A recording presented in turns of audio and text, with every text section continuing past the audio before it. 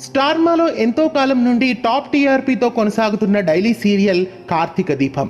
కార్తీక దీపం సీరియల్ రాబోయే ఎపిసోడ్స్లో ఊహించని ట్విస్ట్ ఒకటి చోటు చేసుకోబోతోంది. కార్తీక దీపం సీరియల్లో ప్రస్తుతం హిమ శౌర్య నిరుపంల ప్రేమ కథతో సీరియల్ కొనసాగుతోంది. అయితే ప్రస్తుతం కథలో మరో ముఖ్యమైన మార్పు చోటు చేసుకోబోతున్నట్లు వార్తలు వస్తున్నాయి.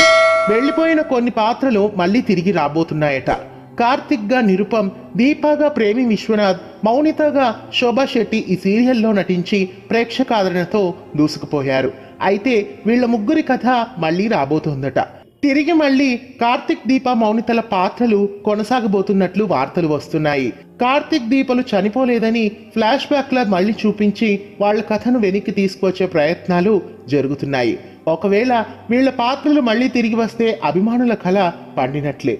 వంటలక డాక్టర్ బాబు అభిమానులకి ఇది నిజంగానే శుభవార్త అని చెప్పుకోవాలి.